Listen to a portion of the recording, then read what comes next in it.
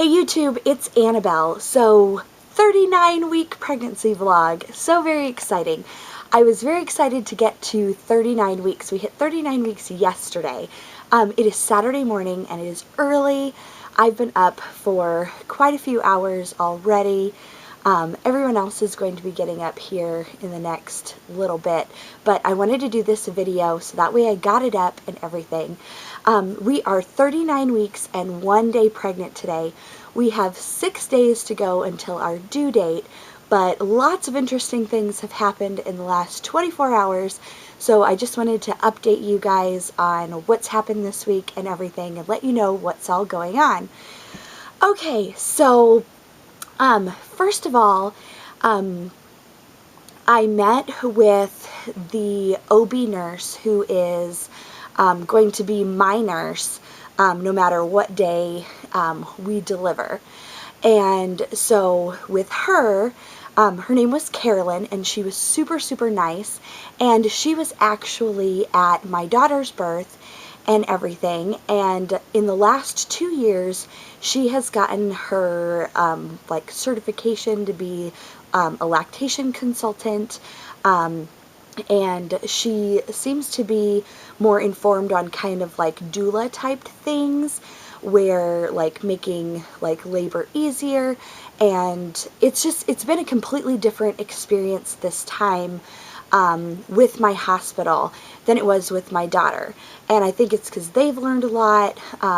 I was like very surprised. I was very impressed, I guess, with our hospital, with how much they know now, and just how things have changed in the last couple years is crazy. My daughter just turned 2 last month, and so since her birth compared to this birth, it's been just such a great experience talking with the people at my hospital. Even though my water birth is not going to happen, which I've passed it, I've accepted it and everything like that. But we actually, I met with her and got to talk about my birth plan. And so we went over absolutely everything, went over every like scenario kind of thing that I could think of, that she could think of, and things like that. So we talked about how I want to labor at home and how I didn't want to be induced, and just kind of how I would like things to go, and how I don't want to be offered pain medication, and like just to have me ask for it if like I think that I need it, and just kind of how we want things to go, who I want in the room, and how like me and my husband want to be involved as much as possible, and how we want to do skin to skin and nursing and hospital visitors and just all that stuff. So it was very detailed, and I felt so comfortable afterwards. Now, since she was there when my daughter was born, I already felt that we kind of knew each other, but with talking about birth plan and everything, it made the whole thing feel complete, I guess, that you want to say. So she will be relaying messages of what I want and everything, making sure that I'm doing okay, that I'm getting what I want, and making sure that I'm comfortable, that my husband's comfortable, and that just everything goes as much to our birth plan as possible. And it was very nice to talk to her, because I was just like, yes, I have this plan, but I know things can happen. I know things can change. And she was very like encouraging and things. And so I'm very excited that she's going to be there, and that I'm going to have somebody who absolutely knows everything that I want. And it's so very exciting. So, one thing that happened that I was not impressed with was we went over, like, if we're having a boy, whether or not we would want him circumcised. And we don't. And so I was filling out paperwork and stuff with another nurse, and she decided to share her story with me about her son and how they thought that it was absolutely barbaric and everything to circumcise, so they didn't. And then she told me about all these problems that she had and how every single time they had to change the diaper, they had to peel that foreskin back and they had to clean it, and that cotton got stuck in there, and that an infection came and they had to give the baby like warm water baths and everything, and that the penis swelled, and that it was just, they wish they would have circumcised. And I have done research on this. Like, I always look stuff up so I'm prepared. So just in case we're having a boy, we have personally decided not to get him, if it's a him at all. Like, we don't even know. Like, that's why it's just, I don't know, it was very frustrating for me.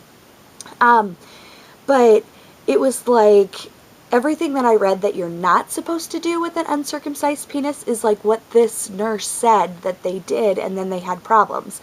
So to me, I don't know, it made me feel very uncomfortable. It made me feel like she was trying to change my mind. Now, she didn't specifically say, I don't think you should like not do it, if that makes sense. Like, she never told me that it was a bad decision or anything like that, but the way she told her story and stuff made me feel like, okay, well, this is a decision that me and my husband have researched. Both me and him have researched, and that's the decision that we're going to make if we have a boy, is not to get our son circumcised. My doctor, I talked to my doctor yesterday at my appointment about it, since we had this earlier encounter with this nurse, and what he said was that it's completely fine not to circumcise your son, and that some people end up having to have the procedure done later due to health problems or infection or something like that, but that that can happen when, if problems arise. And he was talking about that some, a 60-year-old man had to be circumcised because of issues with the foreskin and things like that. So for me, my thoughts instantly went to, well, a baby is bound to get diaper rash. But you don't, cut anything off, to prevent the diaper rash. I don't know. It was one of the issues that me and my husband we feel pretty strong about it. We made a decision. And again, we don't even know if this is going to happen. And it seemed to be an issue, and it kind of bothered me. But anyways, my doctor is completely cool with the fact that we will not circumcise if this ends up being a boy. We don't even know if it's a boy. Again, I say, okay, this is going to be a long video because I have lots of stuff to update you on. So that is something frustrating that happened this week also. So great thing meeting with Carolyn and talking about our birth plan. I feel great about this labor and delivery.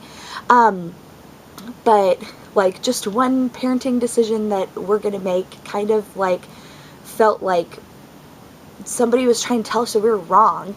And I'm completely if you have religious reasons, if you have reasons that you want to circumcise your son, go for it. We are personally choosing not to if this happens to be a boy. Okay, so anyways, moving on to my appointment yesterday. So yesterday, my blood pressure was up. And it, okay, so I'll just say, okay, so they took my blood pressure probably 6 or 7 times during my appointment, and my blood pressure went up. And my doctor is not letting me wait until next Friday when we hit 40 weeks. I will be having an appointment on Tuesday if baby does not come before that. And with my blood pressure going up the last 2 weeks of my daughter's pregnancy, my doctor does not feel that my blood pressure is going to go down, that it might actually even go up in the next 4 days. So if my blood pressure is the same or higher, we are going to be induced this next Wednesday, the 20th. And so when I was leaving the appointment, I had a little bit of a meltdown yesterday, because one of my things with this pregnancy is that I really did not want to be induced. And I felt like, since I've got that appointment scheduled for Tuesday, and that we might be induced on Wednesday, it broke my heart a little bit, but I do understand. There's things that can happen with your blood pressure being high. They don't want anything to happen to me or the baby, and I did it with my daughter, so I know I can do it. I know I can be induced again. It's just the whole thing with being induced is I think that if I'm induced, I'm going to end up getting an epidural and whatever. But I did it with my daughter. And everything turned out completely fabulous. So I'm trying to look more at the positive side. I did it before, so I know I can do it again. But again, it kind of just makes it feel like that this isn't going how I planned, and it's just kind of heartbreaking, I guess. But anyways, so baby is in my pelvis, just like last week. We are dilated to a 2 as of yesterday, and in the last couple of hours, I've been up for the last couple of hours, I've been having contractions and lots of pressure and things, so we might have a baby today. So who knows, I might get my wish of not being induced, and baby might come early. So that is very, very exciting. As for symptoms, just here this whole last week, I've had just a touch of heartburn, not very, very much. I have had headaches. Now, last week, I just kind of felt a little not right, right in here in my head. Well, this week I've had headaches. I haven't been dizzy or anything like that, but I have had lots and lots of headaches. And they're bothersome, where they're actually kind of bothering my day. My skin, I have been popping out with blasts of acne, and just trying to control that and everything. My skin has been super, super dry. My nose is super stuffy, super, super stuffy, and just congestion and just all that nasty stuff. Again, just this morning, I have lots and lots of pressure, and this week when I've had contractions, it feels like it hurts in my bones, in my hips, is where it feels. And when I was in labor with my daughter, it seemed like my entire body hurt, and it felt like it hurt in my bones. And so my contractions this week have been hurting in my hip bones, pelvis bones, right in there. I've had several leg cramps and things like that. The veins in my right leg are starting to stick out behind where my knee is at, and on this right side of my leg just below my knee. My veins are popping out and everything, and I've had swelling. And that pretty much covers all the symptoms and everything that has happened this week.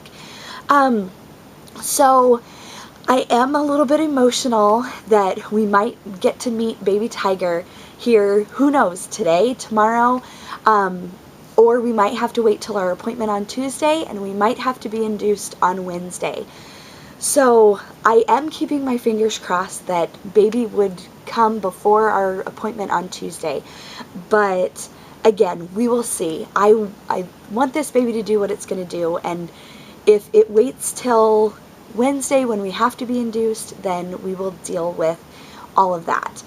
But otherwise, I just have a few things that I need to check off my list to do this morning.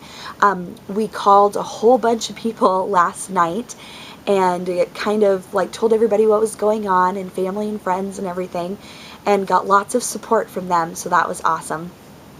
But it's just going to be finalizing everything. This morning I'm going to get my daughter up here in the next probably half hour-ish. But I'm just going to do a couple more things, and then I am probably going to take a shower, and me and my daughter are probably going to hang out, and when she sleeps this afternoon, I'm going to take a big, huge, long nap and just try to get rested, and we'll just see what progresses, if anything progresses out of the contractions or any of this like pressure stuff that I've been feeling, and we will just see what comes of it. But anyways, I will keep you guys updated along this week, and let you all know how things are going and where I'm at, if baby Tiger's here or not, and all that kind of stuff. But anyways, any questions, comments, anything like that, leave them below. I don't know when I will be able to get back to you, but we will just see how this week goes. So anyways, I will see you with an update one way or another. Bye, guys.